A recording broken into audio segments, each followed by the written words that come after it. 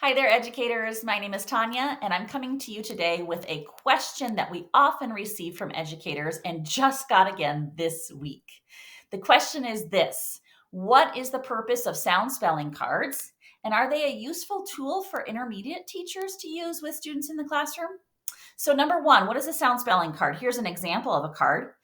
The cards are used to promote and enhance the alphabetic principle. This idea that the sounds in the English language, the phonemes, are represented by specific symbols, the letters or the graphemes of that language. So, it promotes and solidifies alphabetic principle when it's used explicitly in the classroom and actual instruction. But they also can really promote conventional or standardized spelling patterns when we use them explicitly with spelling practice. So here's what you need to know about the cards. Each card has a picture mnemonic. This is the kite card, so we usually call it by that name, the name of the picture. And that mnemonic device helps students remember that that sound in the initial position of kite is the sound of this card. And then the next piece that we want them to know are the spellings that represent those sounds. And you'll notice these are not all of the spellings for k.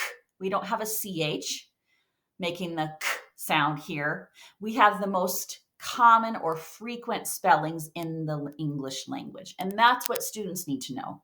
So it really helps when you teach this in an explicit way. You introduce the card and then you practice using the card. You refer to the card throughout the day, and you also use it during your spelling practice. It really helps solidify that connection between sounds and symbols, and it helps solidify those sound spelling patterns. Let me give you an example of the sound spelling patterns that these cards are useful for. So when students are spelling a word with the k sound, this gives them a few different options. But there are features on the cards like green boxes or blank lines that really help us to understand what position that spelling will occur in the word, and if there is some reliable or consistent pattern, like I use the CK spelling for the k sound after a short vowel. That is a reliable and consistent pattern in the English language. Usually it's in a one syllable word. But those kinds of things are really, really helpful with these cards. You'll also notice the background is colored. That gives kids a clue.